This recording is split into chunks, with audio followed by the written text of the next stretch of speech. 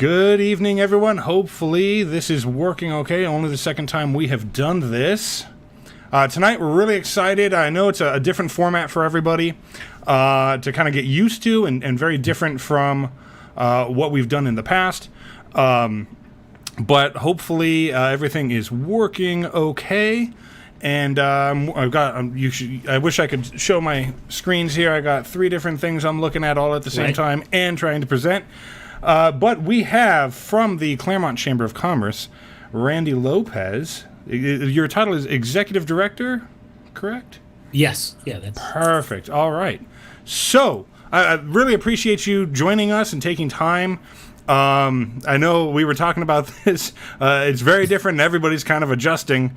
I imagine, yeah, right. And I imagine this is affecting your members as well as obviously our organization. Everybody, yeah. Yeah. Wonderful. Well, let's go ahead. And I know you prepared some slides for us. I think we can start there. Well, thanks. Yeah, thanks for having me. And I've been looking. I've got my phone here, so I can see Brian's comments going on. So that's so nice to see everybody. Thank you, Matt, and thanks everybody for having me here tonight. Yeah, it's a new normal. So yeah, I thought what we'd do is I'd go through some slides. I was asking Matt if anybody from the chamber has presented to this group before, and maybe in the past somebody has, or Maureen, maybe my predecessor. I'm sure. I'd just kind of go through. Yeah, I mean but Claremont, it's 12 people that live here, and we've all done everything, right? So I thought what I would do is go through a slide presentation, go through a little bit of my background, a little bit of just a recap of what the chamber does, just to get everybody, and then we'll talk about that wonderful elephant in the room of what's going on. Yeah. Oh, wonderful. Sounds good. Yeah. So you want me to just go ahead and I'll present Yeah. and my entire screen, my buttons here, make sure everything's working. Okay, you got it? Yes, I do. Looks great. Perfect. Okay, great. Well, this is our chamber. Been around for a while. I just thought I'd start off with because we're talking about your mission and the Claremont Chamber's mission, which is a lot of similarities. We committed to promoting business through advocacy, education, and access to leaders and community organizations. I don't know how many are members in this group. It's been around since 1922.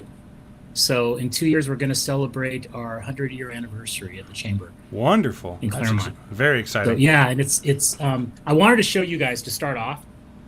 It just so happens, I have here. This is the journal, the original from 1922 journal, which has our membership. Wow.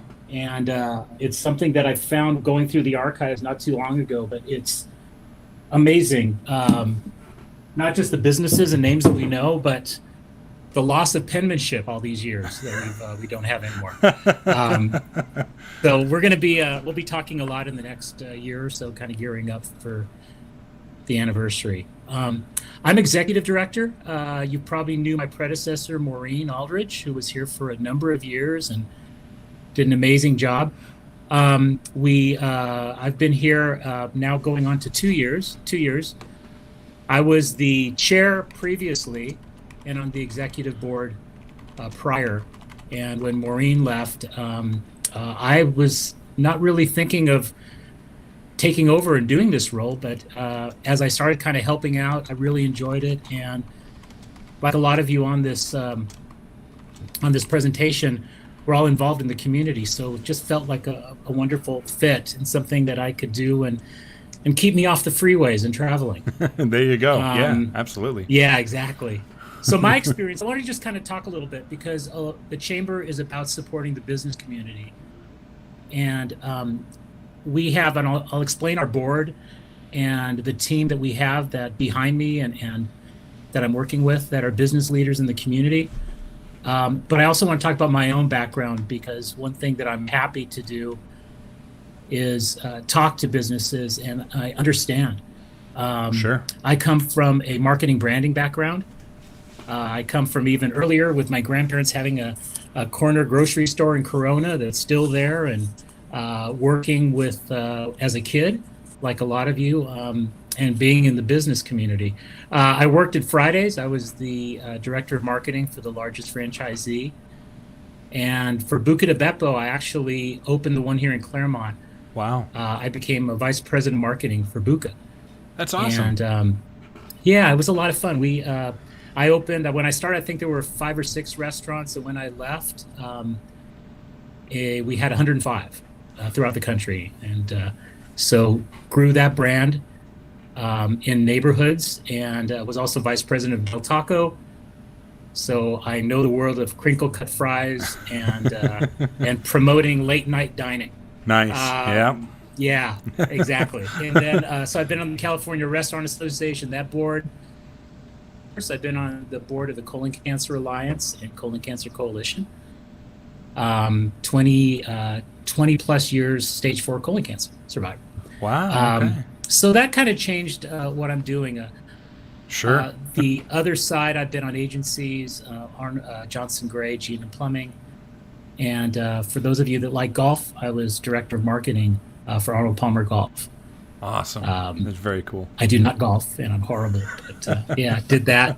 And then locally, founder of Ophelia's Jump, nonprofit theater, and Jake Agency was where I was before. So that's my background. These are some of the brands I've helped with strategy, marketing, even logo. If you see the chamber logo, I did that on my before I did this position. Yeah. But these are brands that I've helped launch or consult with, and so I love and big brands and individual mom and pop Sure. restaurants and small businesses. So it's something that we are really happy to have here on this team. So let me go through the executive board. And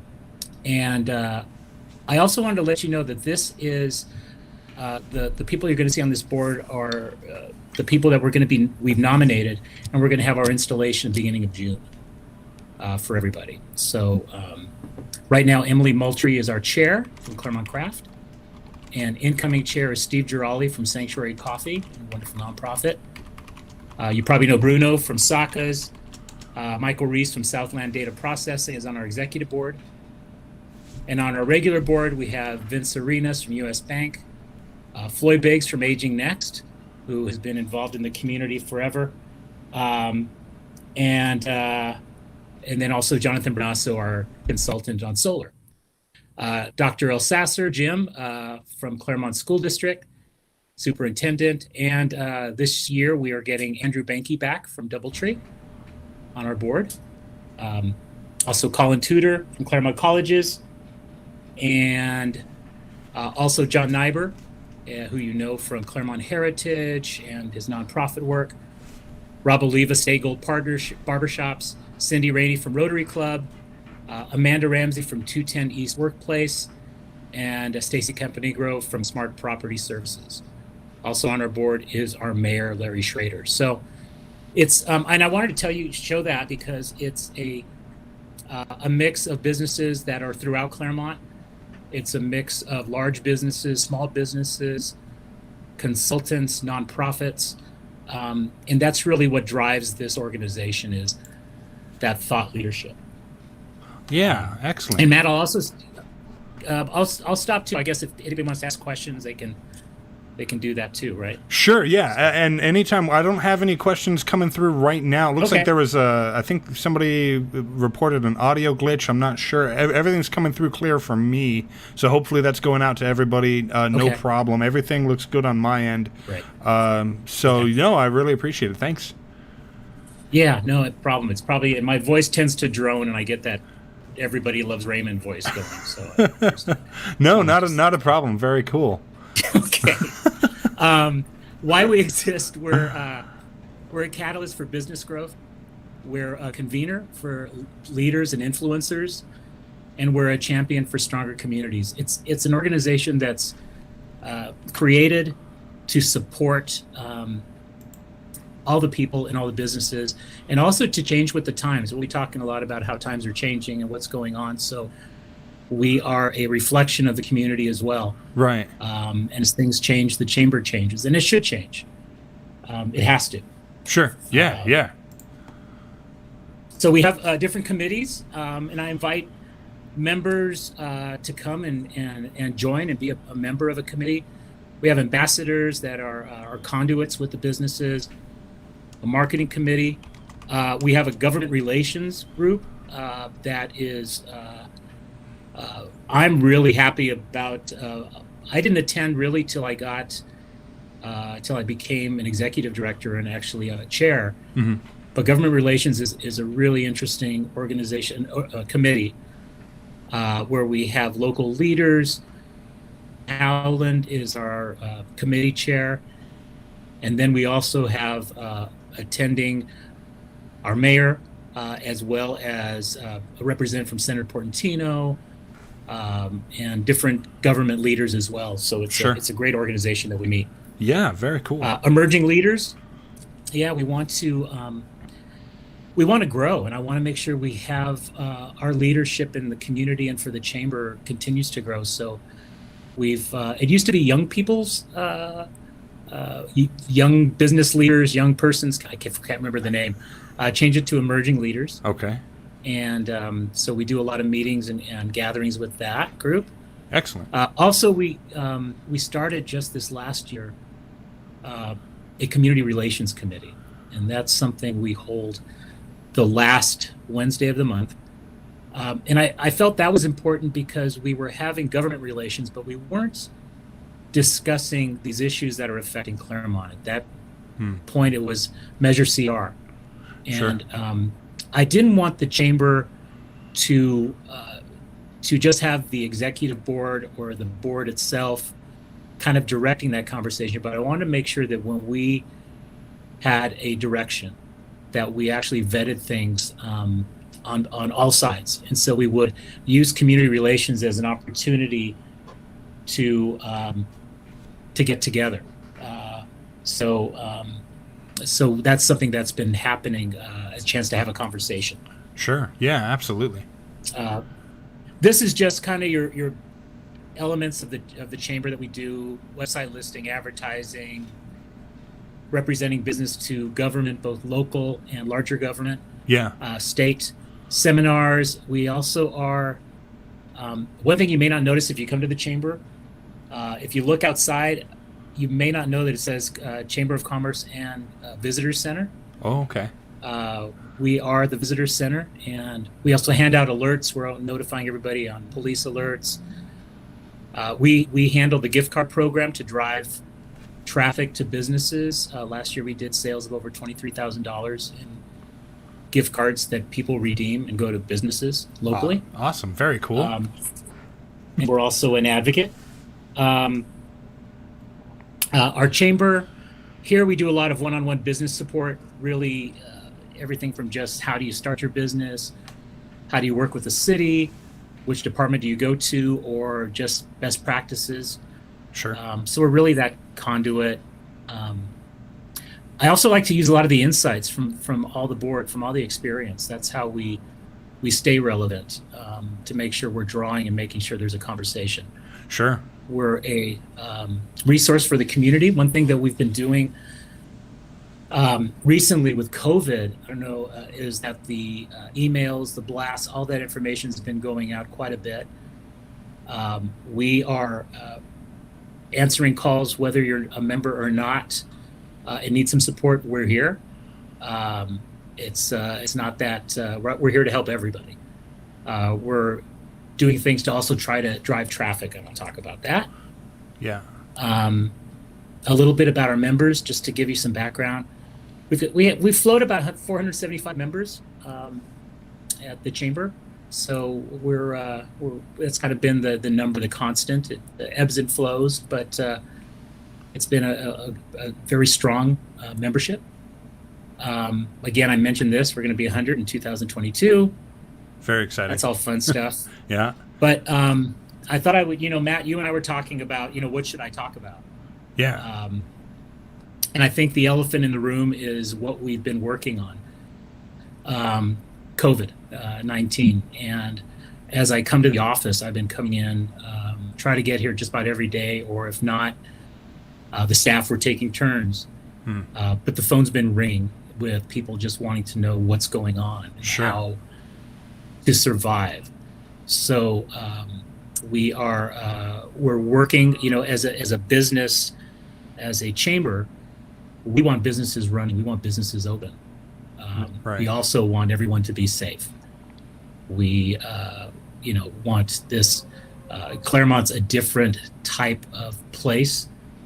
We are LA County, but we all know we're dealing with. We can walk to San Bernardino County in just a few minutes, or across the street, and the numbers that we have in our businesses are relatively small. So conversations with different groups and different leaders, trying to see how we can maybe open up, as long as we're taking care of ourselves and our businesses. And 5 people for some of our businesses is a lot of people. Sure. So we might be able to open up a little bit earlier. So we're trying to just be a conduit and be a conversation. I did notice that someone has asked a question. I'm looking. Is it okay if I just respond to some? Not a problem. It looks like I've got 2 questions here, so it may be coming through for you. Go ahead.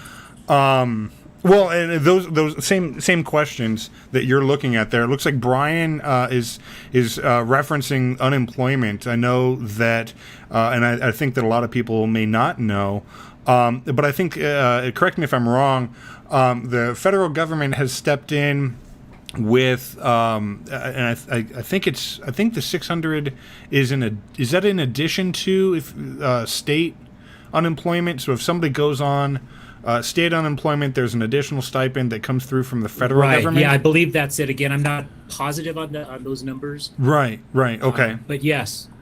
Okay, and so what Brian's talking about is there seems to be emerging news that for businesses that are able to open or who are trying to open, even in a limited basis, there are employees who, turns out, may be making more now on unemployment between the unemployment benefits from the state and that additional stipend. They're making comparable, and so they're not wanting to come back to work. And so Brian's asking if you're concerned about that, and possibly if any businesses in Claremont are affected. I think a lot of business could be affected. I think coming from the restaurant industry, I think that's a big concern. Sure. Because we don't know what the model will be once we open, where staff, if you had a staff of, let's say, 15 hourly servers, you may end up only needing 4 or 10. So there may be people still out of work. There may be people that, even if you're coming in, if you're a server, if you're a college student or somebody, you may not know what you're going to be making. So, there's going to have to be some discussions with that. And I'm trying to find that out myself. I'll probably stay posted. Sure. As I talk to Catherine Barger's office and some of the LA County to see, and then national, also seeing what it'll turn into. At some point, we all know those numbers will, that unemployment will run out. Right. Or the numbers will change just as quickly as they came up. Sure. So, I don't know what the business is. We're trying to help and consult with the businesses and have them work with each other that how to create more takeout opportunities, carry out, how to work with this new normal. Yeah. And I know that a lot of the businesses in Claremont, particularly, they're owner operated. So we all know these people, and they are working, and they're on the line cooking food or ringing up orders and stocking and doing the hourly. So we have to get some support for them just for burnout. Sure. My concern is a secondary, if we lose people just because of traffic and cost, but then we may just lose people from burnout after this is over. Sure. So, absolutely. Yeah. Yeah. I'm trying to, we're kind of monitoring that. I do think that a lot of people, yes, there will always be people that'll kind of want to work the system. You know that. Yeah, of course. But I do think that people want to work. I think people want to get out of the house. Yeah, definitely. I think people are going to be hopefully more gracious when we kind of come out into this world, and people would get tips, they get more, and I think the business owners have been nothing but gracious globally on supporting their. If anything, I'm hearing reports of employees wanting to come in and work for free to help the business. Sure. I think that's great. Yeah. Obviously something you don't, but we're seeing that happen. And Yeah. I'm seeing that happen at a lot I Sure. One question actually came to mind while you mentioned it. Sorry everybody for jumping in line, but we're here, so I'm sorry. I kind of take a little a little privilege here. Sorry. But speaking of opening up restaurants in particular for drive-in or delivery or drive-through, for lack of a better word, is that? I think everybody, and because there's a question coming up also regarding parking, and so I'm kind of thinking about the village. Are restaurants in the village able to benefit from that? I personally don't know, but I ask because I know that parking has always been kind of the big, the elephant in the room for the village is parking. So, are businesses benefiting from the drive-through opening that we're able to do for those businesses that don't actually have drive-throughs and don't have large parking lots for customers? Because I've seen cars in some of these parking lots. Like you go to a Target or some of these drive-through restaurants, the line's wrapped through the parking lot, and you can't really do that in the village. Yeah, it's actually, I think what we're seeing is, I actually call that more curbside. Sure. Where people are coming by. I actually I'm right across from Pizza and Such, and they've been doing, I can't say good business because I don't know how they're doing, but I would probably say they're getting. I'm seeing a lot of orders coming through, and I think full service restaurants particularly are learning how to use this model where they have staff taking advantage of it. So right now it's not an issue with parking. It seems to be going because we don't have the traffic. I have voiced that concern with the city just recently, and looking at the possibility. Again, this is the city that would make the decision, but one thing I would even recommend is the ability to set up maybe some curbside parking spaces on each block. Sure. Where people can actually know that those spaces will be set, because once we start getting back to normal, parking will be difficult. Yeah. I think people are using curbside. They're using delivery in a way that we never did. When you see people getting delivery for Carl's Jr., and that's just amazing. Right. Yes, but parking will parking will be a concern. I do think people are figuring out how to use curbside at restaurants now too. So and again, restaurants, once they open, I don't know where they'll be, but it might be just 25% occupancy. Right. So right. They won't even have their parking lot as busy as it would be. Right. Okay. And then Alexandra, I'm not skipping you, but because we're talking about that, I'm going to I want to keep to structure the conversation. Somebody was asking also about parking meters in the village. Are you aware if the city? I know the city's looking at financial opportunities and things like that, and I know that parking meters in the village has come up many times.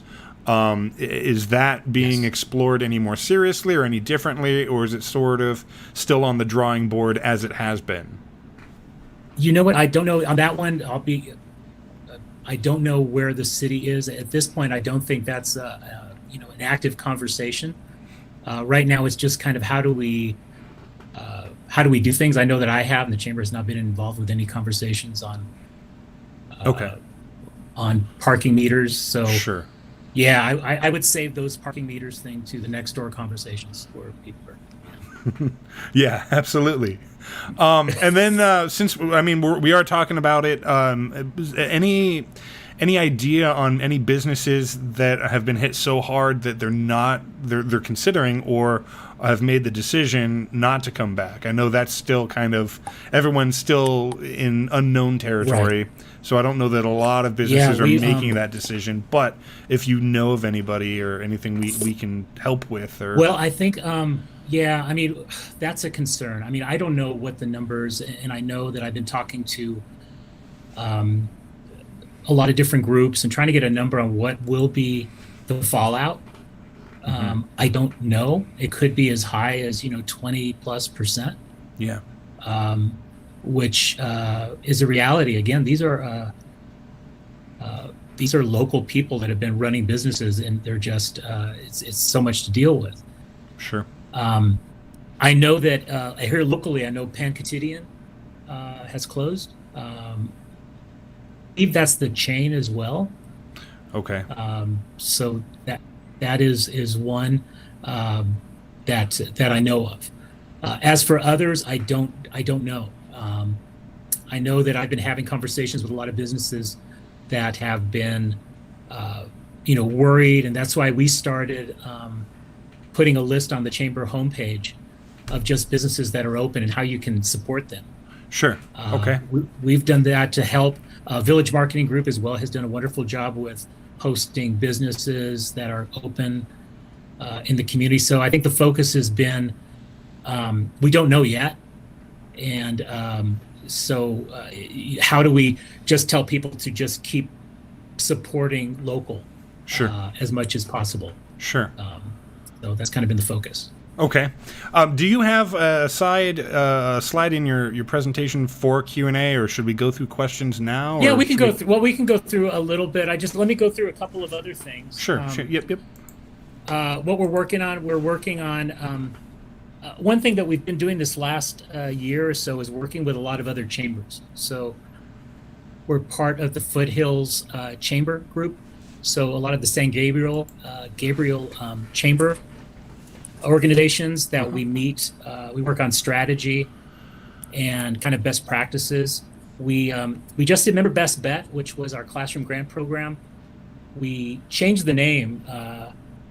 Actually, I want to change the name from Best Bet to Classroom Grant Program because I could never remember what Best Bet was. So I thought Classroom Grant would be easier. And, Sure.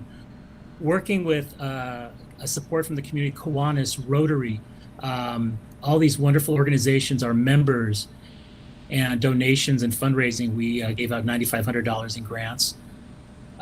Working on retail. We're working on partnerships with students from the colleges who've been working with me and the team on strategy and directions to try to really get that relationship going. Online interaction, working on a business life cycle workshop, which was going to be coming out. Unfortunately, we got hit with a major life cycle moment just recently. And then, right now, I think like everybody, we're switching to virtual. We're switching to things like this. Right. Then we're going to go back again, and maybe some of this, but it's going to be how do we just respond to everybody and what we're doing and have that support, and then try to go back. So Right. We'll do that. Our office itself, this is just, I'm not going to really bore, but we get over 7,000 phone calls in a year. People asking about businesses, what's going on in the city. We actually count visitors as they come in, over 6,300 for the year, over 2,000 over the previous year. Brochures, shirts, we really are that. We work on Discover Claremont, which is our convention visitors bureau, getting people here. We do messaging at Ontario Airport. Just on that, on the convention visitors bureau, let me because there was a question about how to support local.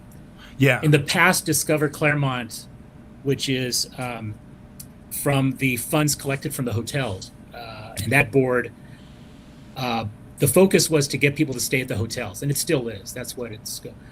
But in the past, we would focus on getting people from out of state and coming from New York and San Francisco to come to the colleges and come to Claremont.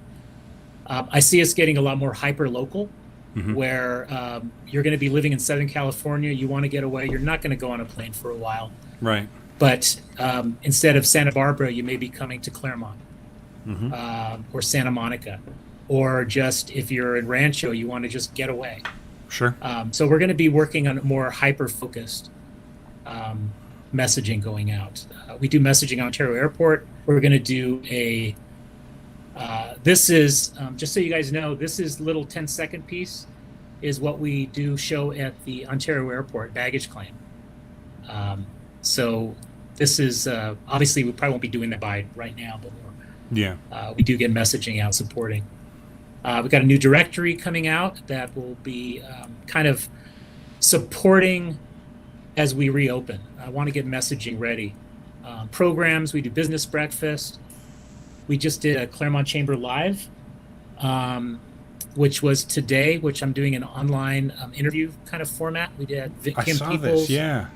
Yeah, it was really neat. You know what? It was something I wanted to do. I've got Tara Schultz going to do it next week. And I want to have local people, but I also want to get people that can help us outside of scope. So I actually have someone I know who's the national editor for Nation's Restaurant News. The restaurant industry publication is going to come out and speak. So find out about trends. So very cool. Happy hours. Yeah, doing it. Happy hours at businesses. This was at Stay Gold. Shop small. This is back when we used to go outside and be with people. I mean, look at that. Looks so weird now. Right. Yeah. We do mobs, lunch mobs, breakfast mobs. Friday nights live. Right now I don't know. I'll have to. We'll wait and see. That would be stage 4. In terms of reopening and gathering. I'm not sure what that would be. Right. And I know the city also. This is old. As fast as news is developing, this feels like old news, Right. even though it wasn't.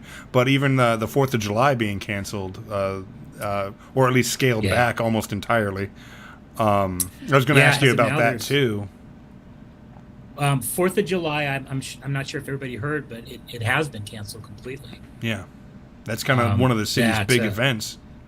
That is so Claremont. I mean, that's like the most Claremont day we have, right? Right. And that, I mean, it's we were going to have. I believe they were going to have the parade, and then the city they canceled the parade because of gatherings as well. So right. That's I was telling them maybe they could just show last year's parade and we can replay it. There you go. Yeah. I have no idea. That's all I got. It's installation dinners. This is one we did last year. Emerging leaders, women in business luncheon. It sells out all the time. More ribbon cuttings. Gus's barbecue. Right. This is party affair at Auto Center Drive. Got a camel this last year. That was one of my happy moments. That's cool. For Cafe X2O. Uh-huh. So we did that. And more special events. There's Ontario Airport, presentations. We worked on silver platters. I'm just rushing through because this is just... No, absolutely. We had an open house with the police department. And that was just meet and greet. Sure. Nothing more than that, but just to open up the chamber office as well that we did. Yeah. When we had our city council was first starting out when they were back in the old days. Right. Fairplex events, which we know now that the fair won't be around. Right. In October. And then more special events. This was we did a workshop, a community workshop on the homeless issue, and how for businesses and the community to respond. Sure. And then Village Venture. This is our big fundraiser for the year, and we'll talk a little bit about that. Okay. So, anyways, that's kind of where I'm at. I mean, the future for us, it's going to be a lot of local. It's going to be small. I'm thinking of this as a reset for businesses. Right. What you were before has changed, and I also have a lot of faith in the business community and in the people that we have in our community running businesses, that we have a better chance than most. Sure. But it is a reset. Yeah. So anyways, that's kind of what I have. If you want to how do I turn this off? So you can stop. Yeah, stop presenting. There you go. Perfect. Okay. Yeah. So we do have 2 other questions that didn't quite fit into our conversation, and I actually don't know entirely details on it. So hopefully this makes sense to you. So first question, and it seems like a related question. I'll actually mention. We have Brian asks, is the city going to be able to continue giving the chamber money during the crisis from maybe redevelopment dollars? And Jim asks, and I think that I wonder if these are related questions. What effect will the loss of $40,000 from the city have on the chamber? Right. And I'm not aware of that, so maybe you could speak a little bit. I haven't heard anything about. No, I'm kidding. Actually, Jim is right. We've the chamber has a relationship with the city. Basically, run the Convention Visitors Bureau. We do a lot of the service. Outreach, even Village Venture is part of that relationship with the city, to promote Claremont, to provide resources, and with the cuts going on, the community grant program, we will not have those 40,000. Is it going to have an impact? Yes, it will. I think, and again, it's we're a nonprofit organization. And all of you, I think, that are pretty much the names I see here are involved with various nonprofits. Right. And a lot of nonprofits that receive funds from the Claremont grants. Right. So it will affect us. The effect of Village Venture is a huge fundraiser that supports us. Mm-hmm. And if we don't have Village Venture which we're going ahead. I'm hoping that everything will open up. We're going to move. But if we don't have Village Venture, it will be a financial hardship. The chamber may look a little different, but we'll survive it. We'll be here. We're not going anywhere, but it will have an effect on the chamber. Okay. Yeah, and one actually something that I've heard, maybe you can sort of you can confirm this, that Village Ventures seems to be more, the draw seems to be more out of town people that show up for that, where events like the 4th of July are there are obviously people from out of town, right. But it's more of a local event, like you mentioned. It's very Claremont. Yeah. So I wonder, with Village Venture, is that going to be what's any news on Village Venture? No, I mean, I'm just monitoring. We're gathering and see what's happening with everything. We don't know. I mean, with Village Venture right now, it's kind of the same thing with Friday Nights Live. We can't have gathering. The bands could be outside if they were distanced, theoretically. Sure. But if there's crowds or people, 10 people, then we can't. So it's more of a gathering for Village Venture. So as farmers markets start reopening, right, we may be following a little more of that, look. It may look a little bit differently. As for where people come from, I think 4th of July, it's interesting. It's I go every year. I normally MC the parade, which is fun. It seems like there's more and more people from all over the place. I think we've been Claremont people are getting used to coming here for events like the beer walk, right, the wine walk, and this kind of a gathering where we are seeing people, and maybe not local just from Claremont, but we're getting local from out the other communities, Upland, Montclair, Rancho. We do get people for Village Venture all over, but then we also have over 400 vendors that sell. Sure. And then they have followings that bring people. But I mean, it brings a lot of money. If we do, just so one thing that I'm comfortable in saying, if we can do Village Venture, my recommendation and what we're going to do is not have the food venues, not have the food booths, because we may not, the space may change, but I also want people to go to our local restaurants. Sure. And places instead of going to the other ones. So there may be a few drink places or something, snacks, but I do want to work with the community to drive traffic and help ourselves too. So right, that's a big concern. Right. So we'll see. Yeah. Yeah. So lots in the air. Of course, yeah. It's right? So much of it's unknown. One of the other things that I've kind of wondered about also is the effect.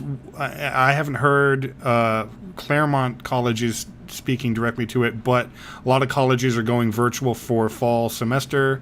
And I wonder if you had heard anything from the businesses as far as the percentage of students who are normally customers that potentially may not be this year. Right. Yeah, I'm not sure really what the colleges will be doing. I think like everybody I know, they're closed for the summer, and for the I mean the grounds themselves and everything. Mm-hmm. As for students being virtual at the beginning of the year, I'm not sure. I know some of the Cal states have already said that. Right.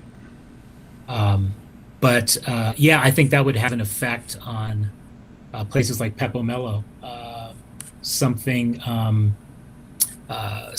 that a lot of these groups that get snacks, and even I could see where happy hour at different places too is going to be affected.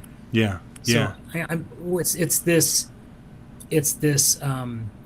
We all help each other, all these communities, and we've seen more of a town and gown relationship that I'm happy about. We're seeing, I don't know, it just maybe I'm here more, but it feels like I'm seeing more students, and just even the involvement I have with Ophelia's Jump, and we have the Shakespeare Festival on the colleges. Right. That we're seeing more relationships with the colleges themselves. Mm-hmm. So with the students, I'm losing that.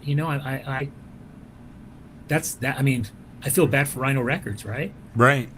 So which means I just have to buy more vinyl. There you go. So I mean, I'm committed to buying vinyl. It's So, coming. It's yeah. coming back. It's coming back.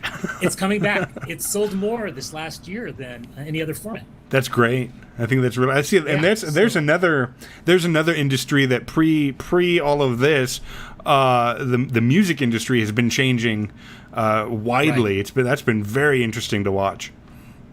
Yeah, it's gonna. I mean, there's a part that's really scary, but then on the other hand, today I had a conversation with Kim Peoples from Von Foss, and yes, it's changed her traffic, but Kim has been going and doing deliveries. Right. I mean, I've ordered online and I've had delivery. If Nuno's here, if you want a dinner and a cocktail from Ramon, from all these businesses, the ability to change the equation. In some ways, I feel even more connected with my local businesses than I did before. I've had a lot of conversations with people about that, and not just about businesses, but just in how we interact with each other, organizations and groups that we're used to meeting in person. Even our group, arguably, there are people that. I feel more intentional basically now when I call, as opposed to, I just saw this person on Wednesday, and so, I didn't really hang out with them or spend much time with them, but I saw them, so I know they're doing okay. Whereas now, hey, I'm going to pick up the phone and actually have a 20-minute conversation with this person, and so it's actually, in a weird way, it's bringing us closer together. We have a question. We have a couple questions here. Sure. Also, do you know if there have been any protests in town that have called for reopening business? I know people are getting a little antsy, with, especially on the county line where we are. With San Bernardino's doing something, Riverside's doing something different, LA County is doing something different. Anything like that going on? I don't know about protests. I know that there are there's movement from organizations. I mean, here in Claremont, I'm talking about. Yes, I know there's been protests in Upland and in other communities. We have supported opening, but we want to make sure that it's safe. Sure. So we, I know that some cities, Laverne, I think, and San Dimas have sent messages to Catherine Barger, and we are also on the. We support the idea of responding a little more locally on opening, so we're not having to go purely by LA County. And by that I mean, restaurants can't have. We understand the traffic, but we also understand that our businesses are relatively small. Right. That we could better manage. So we're not necessarily. Basically, we're not a Target size business that you have to be closed or whatever, a large size like that. Right. That we could open a little bit safer because of the numbers we've had of people getting tested and our own response. But so we're working with the city on that. Sure.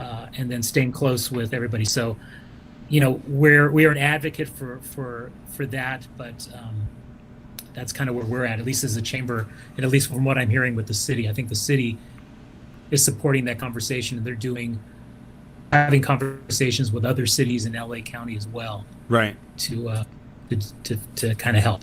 Yeah, and that's an excellent point, talking about the village kind of on the other end, the silver lining of everything, it being an outdoor mall, kind of provides opportunities. Like you said, that a major box store or even a huge sit-down restaurant doesn't necessarily have the same advantage, you could say, as a restaurant that's predominantly outdoor seating anyways, or just a counter and a couple of tables or something like that. So that's a good way of looking at it. We have a comment from Scott Glofsky. Says, "Thank you, Randy, for being awesome." So Scott's great. Yeah, thank you, Scott. And also, kind of on the on Brian's note here, it seems like we're at a good place here too. Is there anything that our organization, our members, can do to kind of help our local businesses besides what we're talking about, shopping local? One of the things I'd probably kind of start that answer off with as a recommendation. Yeah. It seems like something that you've sort of implied. It seems like it might be a good idea to call your favorite restaurant in town and see what they're doing differently. If there's a new way that you can order or pick up. Especially these restaurants that are normally you would think of as a go out and sit down. Maybe they are doing something differently, so maybe pick up the phone and see what they're doing or check out their website. Say, it's I think that's a great idea. Right now it's a big equalizer because we're watching. I go home at night and I'm watching the Tonight Show or a talk show, and everybody's from their home. Right. And they have their husband or wife holding a camera, and things go wrong. And every business, really, we're in some ways. I saw a big theater presentation. Right now, what you're doing is you had less problems with this than none when you're doing it. With them, there were things falling apart all over. So it's to see this businesses and everybody's in the same boat. Right. We're also not, in terms of coming with my branding marketing hat, we're not in a world where we would just be showing products or being glossy. We're talking, like, people are talking from the heart now. Mm-hmm. They're talking about their values. It's not just why you have a business, but what's it for? Why does the owner have a passion for this? Mm-hmm. So it's an opportunity to kind of open the curtain and show what you're about. And you can reach, right now, the owners of all these businesses in Claremont and organizations, the owners and the CEOs or the executive, they want to hear from you personally. Definitely. So, Tattletales is right up the street. Their business is children's clothes. She's closed, but she's told me, Randy, just have people call me and I'll get on my phone and take pictures of product to show them. Sure. Ray Lance at the Diamond Center is doing the same thing. If you want to look at jewelry, call Ray and he will walk you through it. So people help people do this and kind of be a part of this. Where I go to a store now, I went to Starbucks, or I went for Starbucks, and I also go to Sanctuary. Got to make sure I do that plug. Sure. But when I go to the businesses, even the way that I engage in them is different. So I'm learning how to use. Right now, my world is like visiting the soup Nazi in Seinfeld. I kind of don't know how to order and where to stand and when to move. I have to figure it out. So. Sure. That was my Seinfeld reference. That's all I got. So. Yeah, that's great. And kind of talking a bit about getting back to your history with your grandparents in the corner store. Yes. I come from an entrepreneurial family as well, and I think that's a high note to hit in terms of Claremont being different. A lot of the business owners, for better or worse, but for a lot of the business owners in our town, I think they've been here for a long time, and they're passionate about what they do. They're not eager to go anywhere. They're not going to close up shop if they don't have to. Right. It's really not even an option. Number one is the passion, and number two, just the simple fact that they're so established. It's they want to open, they want to work, they want to come back. And so what we need to do, and to your point, a lot of the places that are closed are actually open. They're actually there's workarounds, and so us as the customers may need to be that push for innovation, that nudge for them to do things a little differently, or something like that. Let's see. Alexandra kind of is echoing that. The Wild Bird feed store on Foothill by Sprouts. Mm-hmm. He said when this first started, the business owner said that business was better than usual because nobody wanted him to go out of business, so everyone supported them. And I wonder, also there's a kind of a comment here about avoiding places like Grubhub and pick up your food directly because they take a percentage out of the bill. Right. I don't know. I don't know what I know. Uber's kind of. The last I heard, there was news that Uber was going to be laying off drivers. I don't know what their food delivery service is. Right. But I know a lot of restaurants were kind of dabbling in things like DoorDash and Grubhub. They're expensive to do. Yeah, they are. Yeah. But on the other hand, for some of these restaurants, I've been coaching people to look at their product mix and kind of change things too. Sure.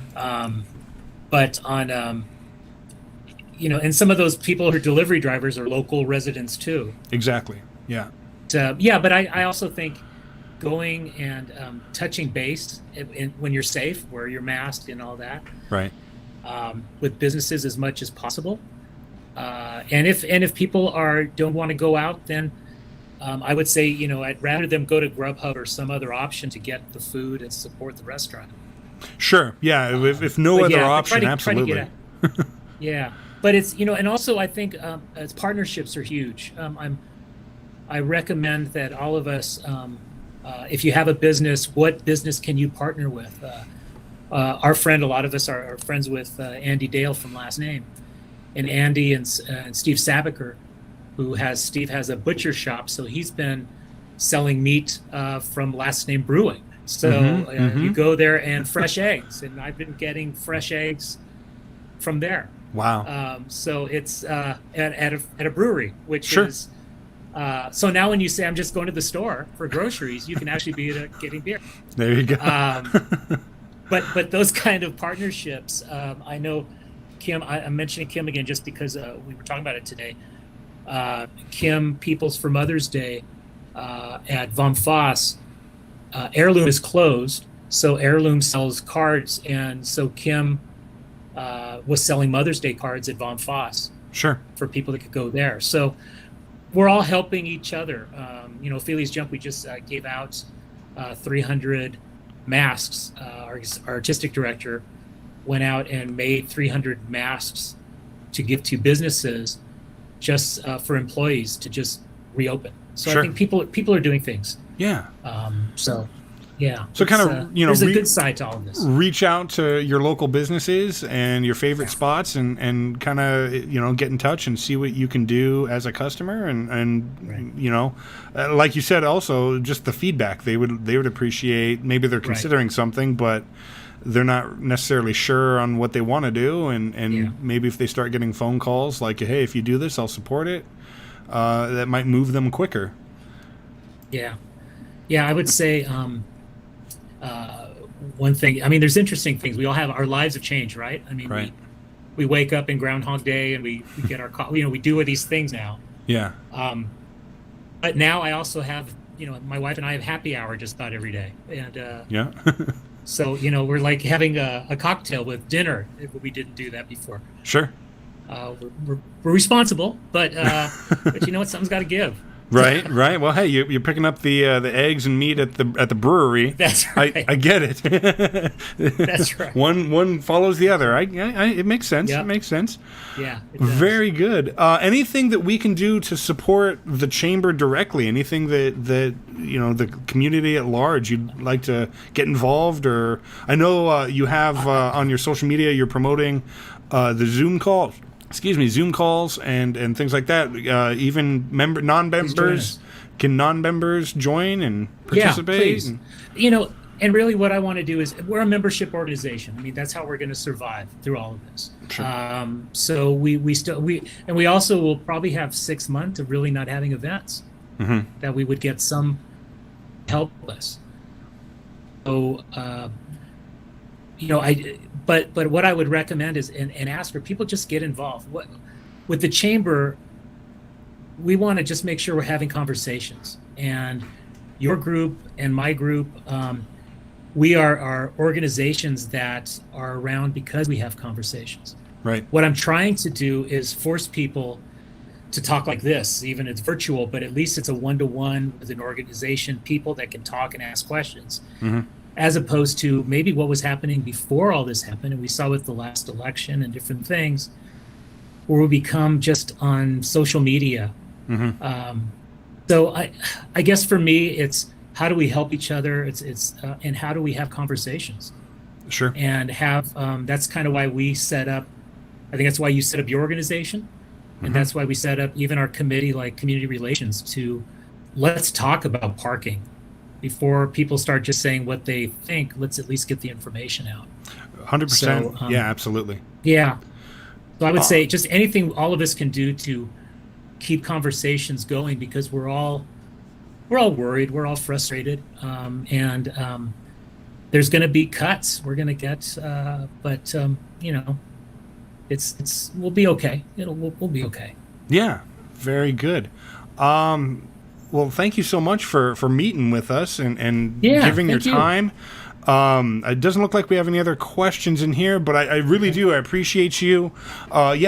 Setting up this was kind of important for us, especially when we first started talking about it. It seems like now more than ever, just being able to connect with people. This is sort of a way of, even though it's different, it's a sense of normalcy, seeing people as opposed to interacting with each other through, the social media, such that it is. This is kind of a new avenue to explore. And I know that a lot of businesses that weren't really doing much like that are looking into stuff like this too. And it's really exciting, I think, because there's sort of an infrastructure already in place for us to be able to do this. It's just something that we weren't really, for lack of a better word, forced to do until it's like, okay, hey, we put off our group missed one meeting, and then it was like, well, it's very important to provide. Our organization has communication in the mission statement, so it's just like, we of all places, and the chamber as well, same mission, same goal of just getting information in front of people, however we can. Exactly. So any final thoughts, anything? I know a lot of people are appreciative in the comments there. I really do appreciate thank your you time. for the comments, Alexandra and Dozy Doodle Bear Girl. Well, thank you. Welcome to the, YouTube. Awesome. And Brian, my buddy. No, thank you guys. We're here. I also invite you guys, and all of you, the chamber office. Once we're open, and I love having my office with the windows open so I can see people coming by. And but if there's questions, or you hear anything, or what are we working on, or what's going on, just come on in and ask, and visit. We also will have a kiosk pretty soon that'll have. I'll be doing virtual.